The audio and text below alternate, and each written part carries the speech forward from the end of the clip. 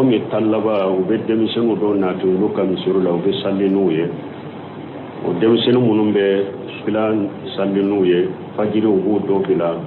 wa jama lasalli k'u ye denmisɛnnin min bila ka jama lasalli ko a bɛ bange ni bisimila rahmani rahim a b'a fɔ ka bange o bɛ cogo di ni misiri alimamiw de bɛ misiri la u k'a fɔ denmisɛnnin ye e ma min sɔrɔ ye kan'o fɔ e denmisɛnnin ma e bilala de bonya de do karama do ite alimami mɔgɔw lasalli u k'a fɔ a ye dɔrɔn kana bange ni bisimila rahmani rahim a u bɛ alimami yɛrɛ ka jama lasalli a kana mankan dɔ misiri la parce que dɔw fana bolo n'olu ye kuranna durusi dɔrɔn olu kɛra imamu na maliki an ko kuranna durusi sisalama yɛrɛ kuranna bi kunna a b'a sɔrɔ i ye kuntinde i tɛ foyi kalama donc o la ni e nana misiri la i ye misiri mɔgɔw sɔrɔ cogo min i t'o kɛ e bɛ taa i damana bisimila rahmani rahim bange mun na o k'a fɔ a ye a ka bisimila fɔ a da jukɔrɔ tiren ka sunna sahalen ye o de bisimila rahmani rahim bɛ fɔ salli la n'i bɛ sora daminɛ ou bɛ fatiha daminɛ mais i bɛ a bunda de u k'a fɔ a ye tiren ka sunna ye bundali de a ka bunda n'a t'a bunda alimami yɛrɛ ka mɔgɔw lasalli n'a ka laada tɛ bisimila rahmani bangeli alimami yɛrɛ ka ewa salli ni jama ye a k'a bɔ yen o ye fɔlɔ jaabu ye bon filanan ko ewa burusiw la misiriw dɔ bɛ yen ko fajiri u bɛ kunutu kala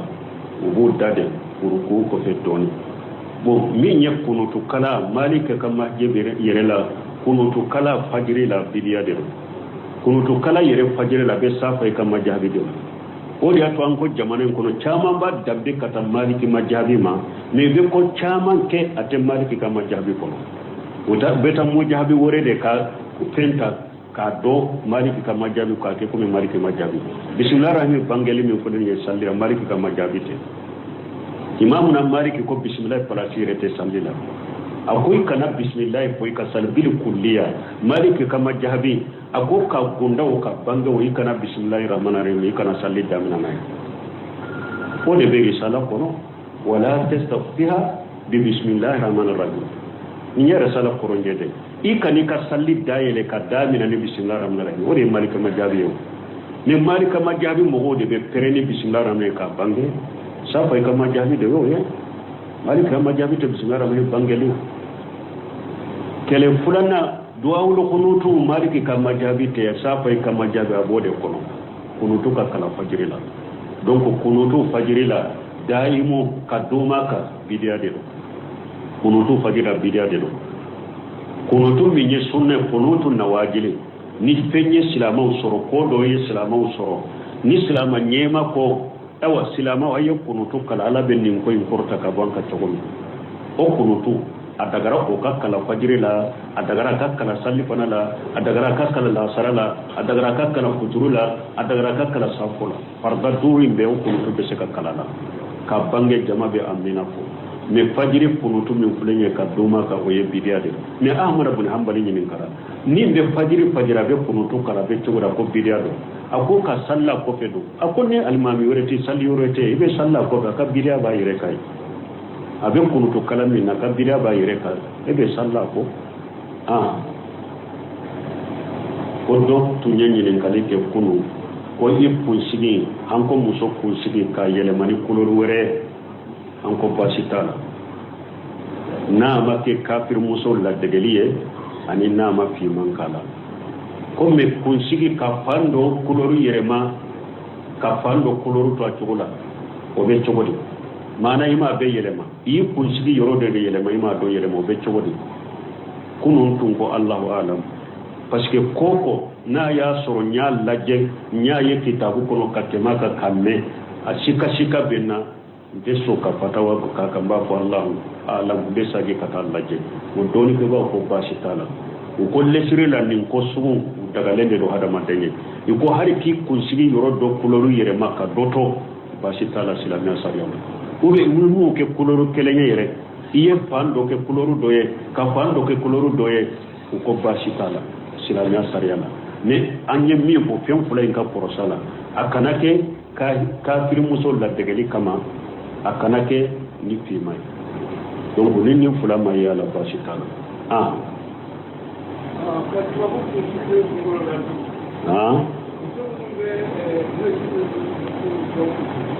ko muso munun be tibabu ku sigi sori ikunna do lana Allahu alwasilatu wal mutawassila kiden ne dangali re to yorna ako ala ye muso danga muso min ni ebe fengure sori ikunna ibe mugo nyini ko kana fengure ku sigi wore sori ikunna e dangalendo min ba sori kunna fana dangalendo ko ya haramu de me shi doni ko mi trede anta ko janga de bendo angana ci tammo do wala hamdo anta ko ko wa fana mo tena ma bo ko do safari ni be dugu kono ka foy kam ni be yele kam motoka ni ya ko o be wasatile kuru karalla ni be dugu kono na de do safari te kala do safari korere ni be tamade me ni te tama ajikaru sabah wal masajid be fo jikiru munun be ko sogoma ibe wulu be fo ni be dugu de kono ni te tamala jikiru munun be ke be fo sogoma o de be fo jikiru munun be fo ula be o be fo ni koni ni be hari dugu de kono be min fo o subhana alladhi sakhara lana haja wa ma kunna lahu muqrinina wa inna ila rabbina lamunqalibun ni hari din dugu kono de kono ni yele na yere nan ka fenna hari ni be ta kungo kono na ni fendela ibo fo me duwa safari de ni be tamade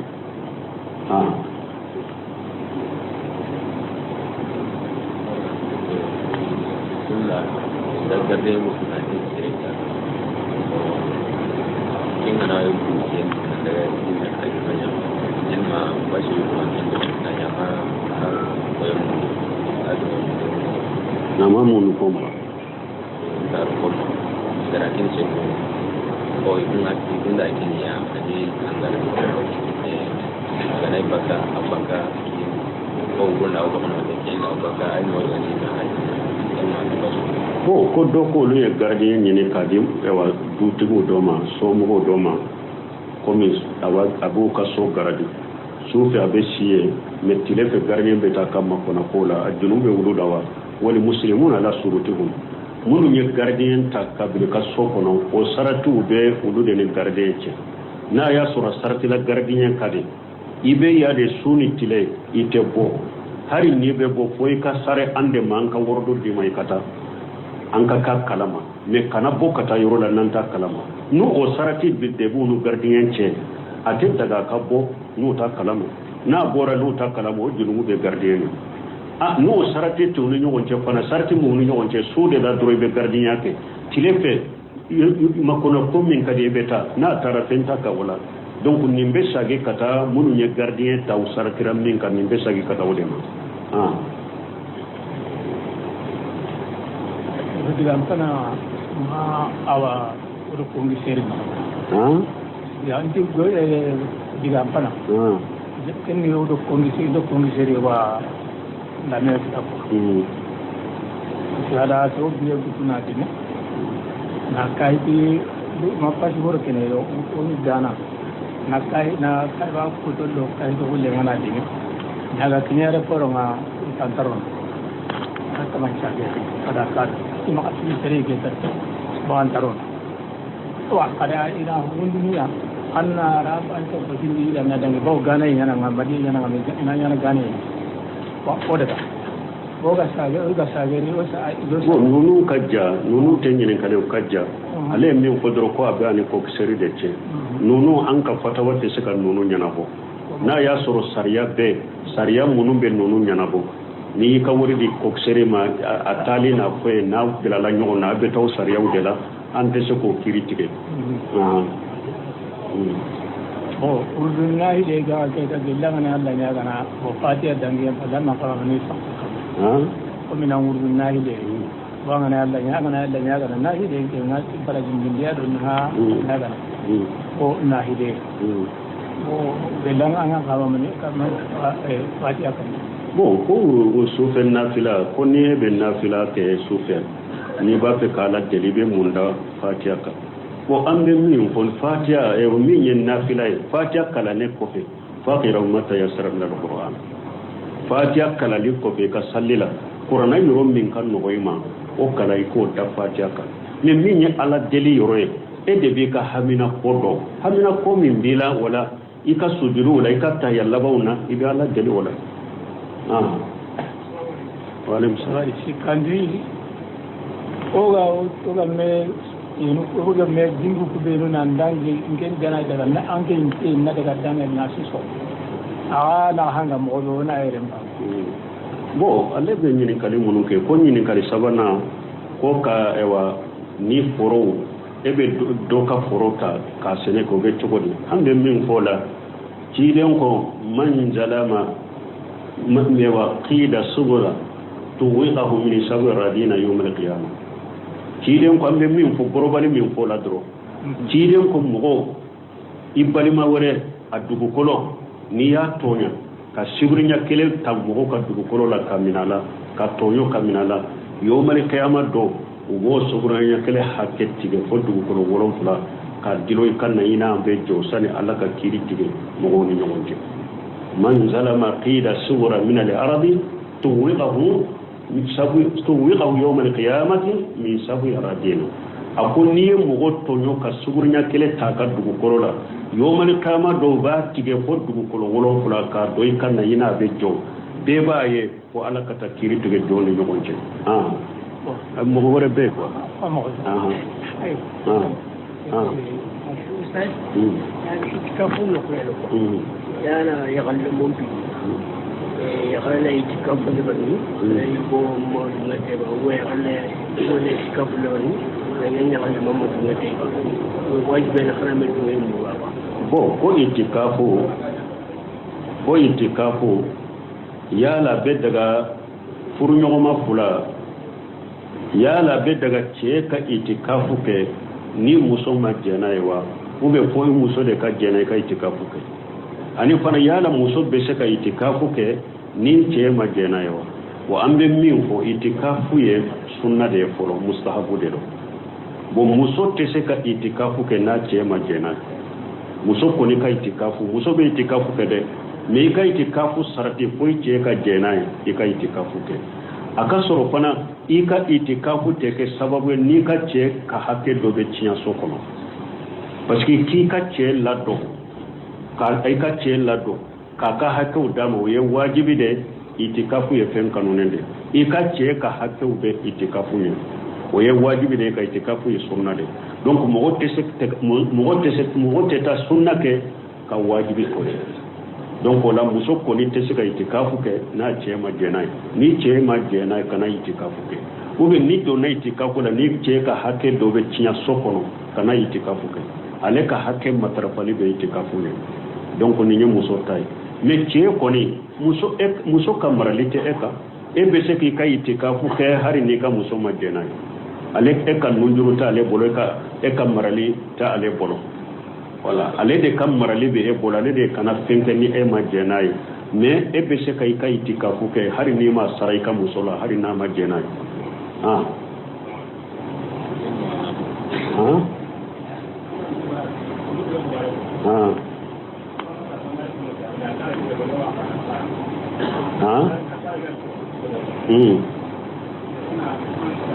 bon arsala be konotu bulun ko an ko konotu ye cogo ya fular konotu na wajib ko de sunna anasi ya konotu min ko nu ko anasi ko ma jala rasulullah sallallahu alaihi wasallam yaqnutu hatta tawafahu allah o min banka kitabu kono ko malike e ko anasi ko cide mawuli abe konotu kala fo kata la fatu o ye konotu na wajibu de ni fenye silama uso ne mi nye fajiri konotu hari na ya sura be majabi malike la bidiyado ko te sunna har na ya sura be majai malikila ni fajiri kunutu bala wote sunna yo ye bidiyale kunutu na wajibu de sunna wa alaykum salam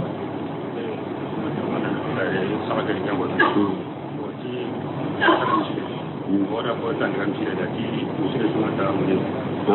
ci musire suma ta mu no ko to ko ala ko ma haram ma ta ko ta ya ko no ko do ma kata sallim misiri kono ko misiri te duguma awa ni kutuba be kala har ni meta saller nunu nye kuma fude jama salli baliya bala dro nunu nye delila de sente delila munun qur'ani kuma fu misiri ko be yoro karta salli duru ni mo be nyogon soroye salli be wole jama salli yoro de do ta salli jama salli la ni kelen salli na be junugo soro urube kuma munun ko ate dugumo ye kuma fude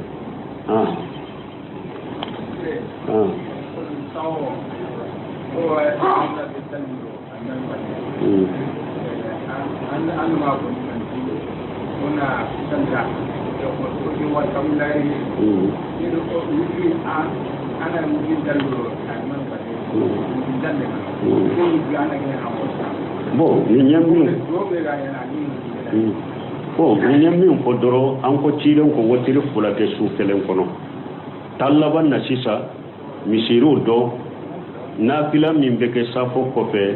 u be wotiri kala u be wotiri salli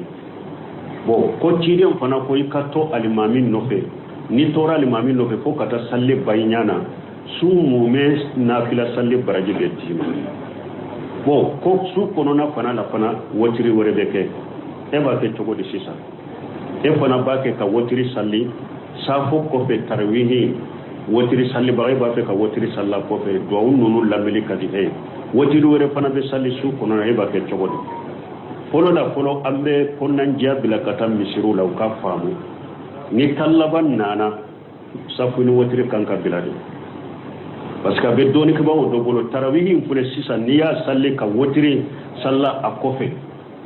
ka sage karo misiri kele na ka wotiri kele wore salli do ko ciidenya hadisa min ko na ko wotiri fulate su kele ko na ye wotiri fula salli do ko ay ni alimami kele mu salli ama wotiri fula salli mais ambe min ko nyuma ye minne ni tallaban nana safuni wotiri kabila abe ko misisa aye ewa nafila kelende do min beke safo ko fe min beke su konona nafila kelende do me aya tila aye doke katan lafia o kofe su konona sagere kana misir la ka to dafa donc abe wotiri to kofe ni afa murambe min ko konnan jami ko almami ni musiko mo ko wiye tallaba inate ni uye ewa duru insalle min ye sabayi nye safuni wotiri ko kanko bilade ukanko bilaw kana salli su konona na ni annana su konona na ato sallilela safoni wotiri be salli ninde ya nyumay makka haramu be ninde ke sisa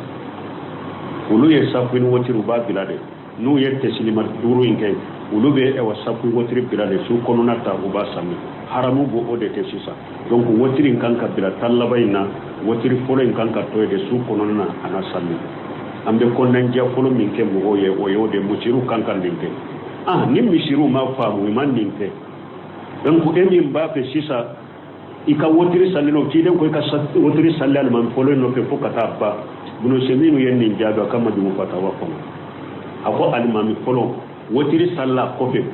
fokata ba mais ni ebe do ni eba fo sul laban wotiri ko de salle ni ebe do alimami no fe aka wotiri la do ni safu nganya e ka doni fulanga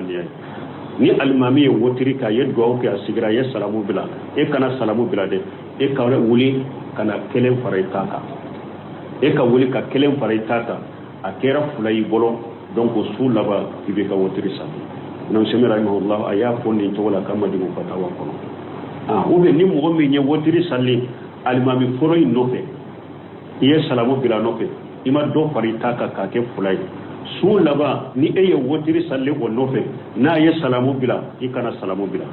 ibe wuli ka kelen para itaka avec fulay bolo iba ken ni togo de la lele ko fadi ko wona ajonga ne kampanya ay wati ne kampanya ko be wona non so aro sirbe gana tarawih sallallahu alaihi wasallam kana gonna ne fadi mo en mangana ki bon kollatul qadri ba damina yoro juma ka ba yoro juma laylatul qadri defini asum ben nasumina depuis ka tilebi fo kata fajiri keneci o be laylatul qadri sunde kata ma dalayli fajr ka tilebi fo kata fajiri keneci ni mugo ye pato ko kono na abena laylatul qadri sunna ibena laylatul qadri sunna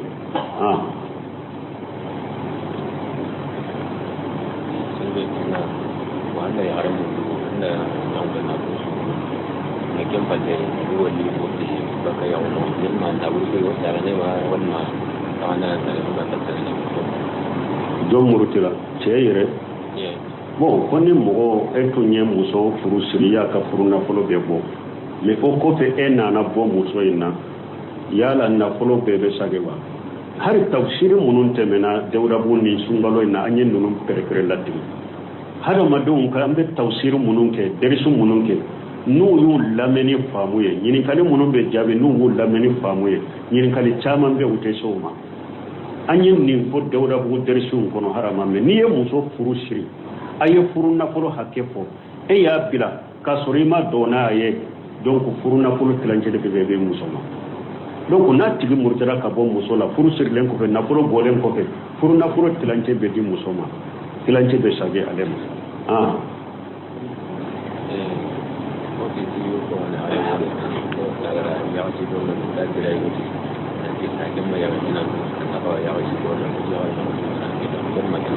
bo ko doko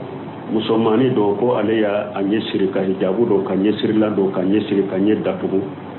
ko ado ko ma ewa ko do ka ko muso ba ko ko reka ko ma ko ale ma se nye sirla ko muso mu furula ko do de mu nye siri me e ma se nye siri ma ay ni muso baale ko yara dro nye siri wajibira ka ni muso baale ko yara hijabu min wajibira muso furulen ka depuis baale ko yara dro hijabu wajibira ka demisem fitini musomani fitini munu ko ni mabalo ambe ulul la dabo kuni hijabul lamo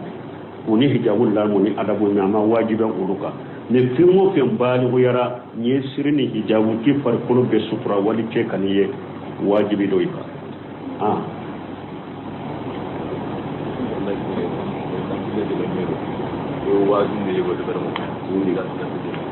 Salangkan kamu mana ta amko yang nang makara ina ta itu terlalu ya la ni pas terlalu bo ko ewa sungalo muga ni wolo fulo na be wajuli ke ni e ko ka demba ya kanata nu ko be tani sarakati be munde ambe min fo ibn Baz rahimahullah akuma na mi roka akum muga ni wolo fulo na min fulo ni do ba kere ya ni wajuli kam muga ni sungalo muga ni wolo fulo na kere ni wajilu ye ani sarakati bo o kidime kala ko de letel qadri su ye bidiya ni wajili sugu min be fulen kanna tumba bolo ko kidime kala hari sisa be do bolo akidime kala sungalo mugali wolon fulana be kambe wajilu ke misiru ni ko kidime kala bidiya kide make sebo make tabino make tabino make utumbe mun ke kallabande dro be sungalo be letel qadri ni nana kana rasulullah sallallahu alaihi wasallam إذا دخل الأسر أحيا ليله وسد الميجار والجد وحيا ليله وقد أهله أم باشتكو تيدن تنكرا نتلبان دونا أبا كتفسر أبا يرجيجا أبا مبو مسولا أبا تفسر أبا أصوب بنيانمايا أبا كتنبا يكون كتا تيدن نسيبو تابينو utumbella tel khadir nyana mayani sallini korona kala ni jikiru de sumu me ka letel khadir nyini tallaban bela me ka ke ko mugal golon fulana ko da mana kere ya ko de ye letel khadir ka ke wajule ni femu ye woye bidia de donc min sabatira ko bidia de ka demba ya bala kana taw yorola wa alaikum salam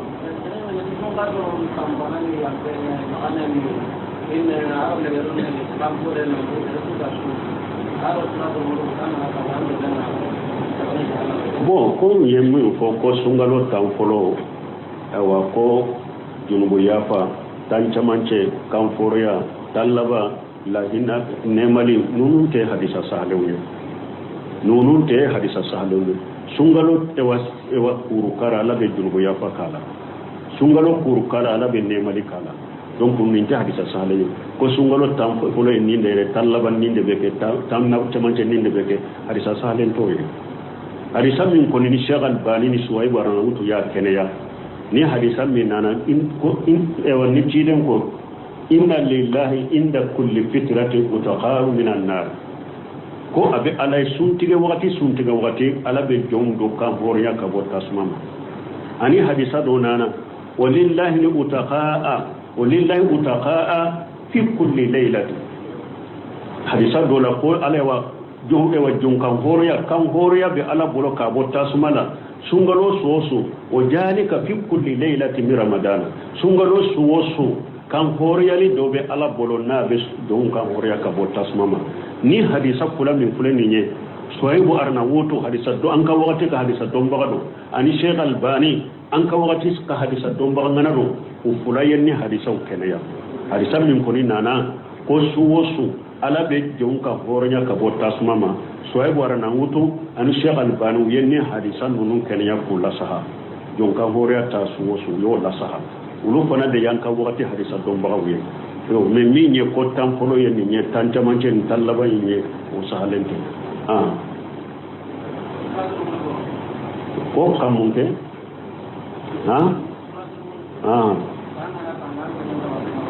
bon ko ni suratul mulk kala e fari kolo harawira ka botta sumama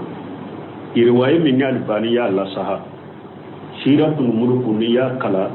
abe kaburu janga katan no yaye ani fana suratul mulk ni mo min ba kala yawmal qiyamah abe dalili kiye Albani ni riwayu saha men ni ya kala ndoron tede ni be suratul mulk kala suratul mulk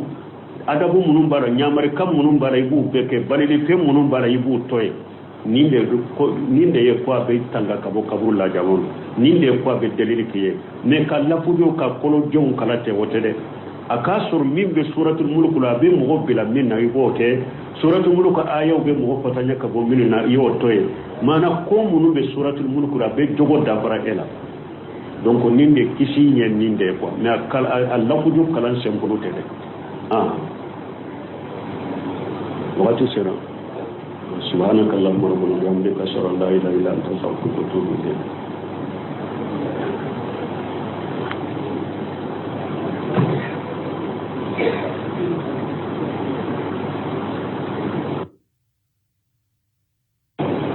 kuma surunya doro enyininka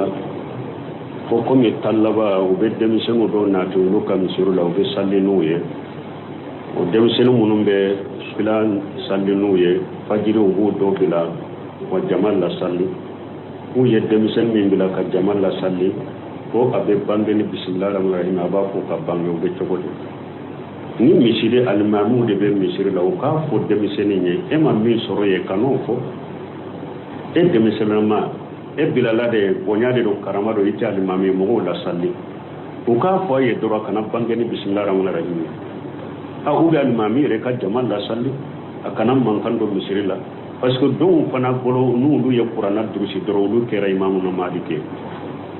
an ko qur'ana durusi si salama yere qur'ana bi kunna ba sori ye kutinde te foy kalama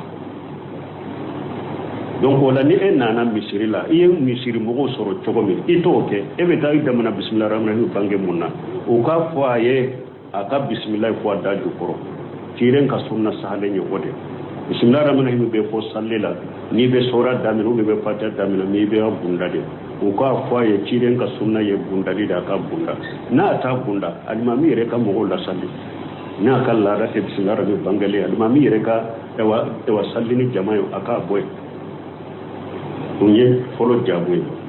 bo fulana ko ewa burusu la misiru dobe ko fajiri be punu tukala ubu dade buruku ko fe doni bo minye punu tukala malika kama jebere yerela punu tukala fajiri la bidiya de punu tukala yere fajiri la be safa kama jabi de odi atu anko jamanen kono chama ba dabbe kata maliki majabi ma me be ko chama ke ate maliki kama jabi kono uta beta mo jabi wore de ka penta ka do maliki kama jabi ka ke ko maliki majabi bismillahir rahmanir bangeli mi ko den salli maliki kama jabi te imamu na maliki ko bismillah pala sirete sallila akoy kana bismillah ko ka salbil kulliya maliki kama jabi ako ka gunda o ka banga o kana bismillahir rahmanir rahim kana salli damna nay o de be risala kono wala tastaftiha bi bismillahir rahmanir rahim ni risala kono ngede ikani ka salli dayele ka damina ni bismillahir rahmanir rahim o de malika majabi yo ne malika majabi mo de be pereni bismillahir rahmanir ka bange safa ka majabi de yo ye malika majabi to bismillahir rahmanir bangeli kele fulana duawul qunutu maliki ka majabi te safa ka majabi abode kono kunutu ka kala fajrila donc kunutu fajrila daimu kaduma ka bidia de kunutu fajira bidia de kunutu minye sunne kunutu nawajili ni penye silama usoro ko do ye silama usoro ni silama nyema ko ewa silama waye kunutu kala ala benin ko importa ka banka chogomi o kunutu adagara o kakkala fajiri la adagara kakkala salli fana la adagara kakkala lasara la adagara kakkala futuru la adagara kakkala safo la farda duri be o kunutu be se kakkala la ka bange jama be amina fo me fajiri kunutu min fulenye ka duma ka o ye bidiya de me ahmad ibn hanbali nyin kara ni be fajiri fajira be kunutu kala be tugura ko bidiya do ako ka salla ko fedo ako ne almami woreti salli worete be salla ko ka bidiya ba yire kai abe kunutu kala min na ka bidiya ba yire kai be salla ko ko do tu nyin kali ke kunu ko yipun sigi an ko muso kun sigi ka yelemani kulor wore an ko basitala na make kafir muso la degeliye ani na ma fi man kala ko me kun sigi ka fando kulor yerema ka fando kulor to atugula o be chogodi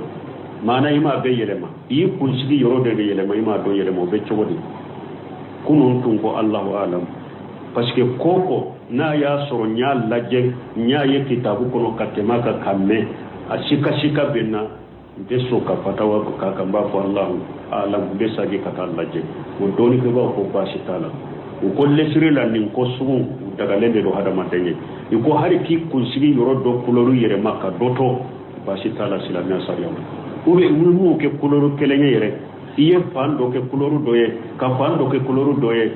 ko bashi tala silamiya sariya ne anye mi bo fen fula inka porosala akanake kafir muso la degeli kama akanake ni fimai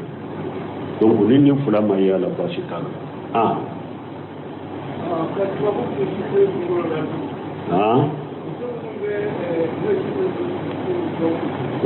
ko muso munun be tibabu ku sigi sori ikunna do lana Allahu alwasilatu wal mutawassila kide ni dangalire ko yerla ako ala ye muso danga muso min ni ebe fengure sori ikunna ibe mo nyini ko kana fengure ku sigi wore sori kunna e dangalendo min ba sori kunna fana dangalendo ko ya haramu de me shi doni ko mi trede anta un denga de bendo angana to tammo do wala hammo anta ko wa fana bo ko do safari ni be dugu kono ka foy kam ni be yele kam motoka ni ya ko o be wasatile kur karalla ni be dugu kono na ne do safari te kala do safari korere ni be tamade me ni te tama ajikaru sabah wal masajid be fo jikiru munum be ko so ma be wulu be fo ni be dugu de kono ni te tamala jikiru munum be ke be so ma o de be fo jikiru munum be fe wula fe o be fo ni koni ni be hari dugu de koni be min ko o yesu subhana alladhi sakhara lana haja wama kunna lahu muqrinina wa inna ila rabbina lamunqalibun ni hari din dugu kono de koni ni yele na yele nan ka fenna hari ni be ta kungo kono na ni fende la ibo fo me duwa safari de ni be tamade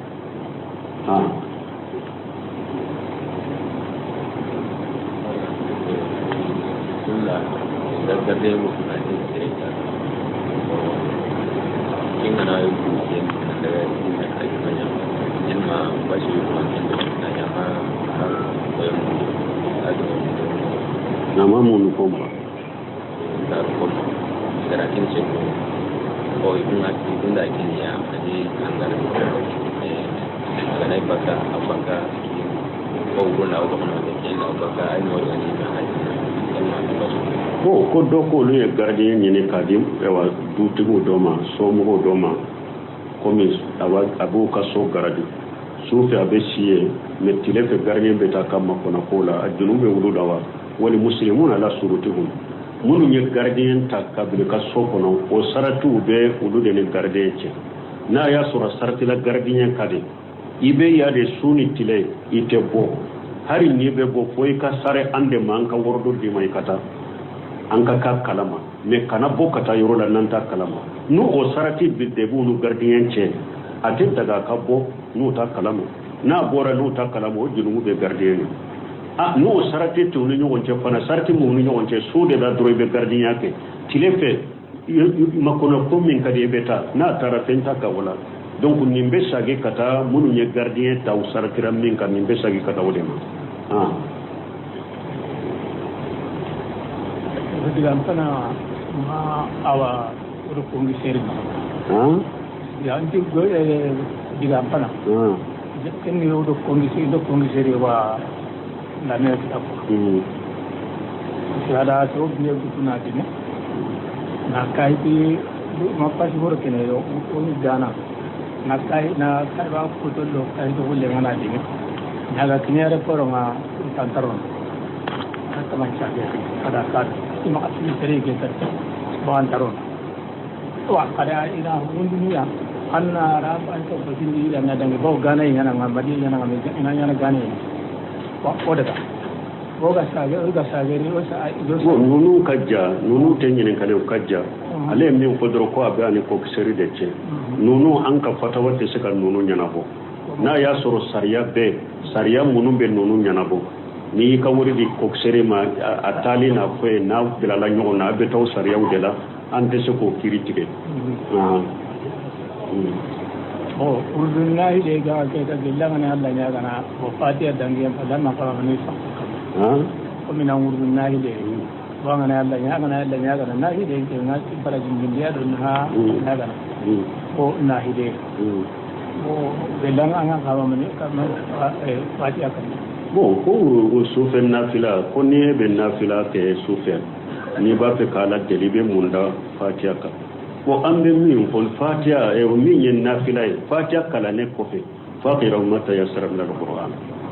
fatiha kala li ko fe ka sallila qur'ana yoro min kan no goyma o kala ko da fatiha ka ne min ye ala deli yoro e de be ka hamina ko min bila wala ika sujudu wala ika tahiyya bauna ibe ala deli wala walim sawari sikandi oga me inu oga me dingu ku be no nandangi ngel gana daga na anke na daga dangal na so na hanga mo do na ere bo alle be nyini kali munu ke ko nyini kali sabana ko ka ewa ni foro ebe do ka forota ka sene ko be chogodi ambe min fola ci den ko man jalama mewa qida subura tuwiqahu min sabr radina yawm al-qiyamah ciden ko ambe min fo gorobani min fo la dro ciden ko mo ibali ma wore adugo kolo ni ya tonya ka sibrinya kele tambo ka dugo kolo la kaminala ka tonyo kaminala yawmal qiyamah do wo sobranya kele hakke tige fo dugo kolo wolon fula ka dilo kan na ina ambe jo sani alla ka kiri tige mo ni nyonje man zalama qida subra min al-ardi tuwiqahu tuwiqahu yawm al-qiyamati min sabi radina akon ni mo tonyo ka suburnya kele ta ka dugo kolo la yawm al-qiyamah do ba tige fo dugo kolo wolon fula ka do kan na ina be jo be ba ye ko alla ka ta kiri tige do ni nyonje mo wore be ko ustaz yani itikafun kwelo yana yagallumun bi yagalna itikafun bani lay bo mo ngate ba we yagalna ko ne itikafun bani ngene yagallumun mo ngate ba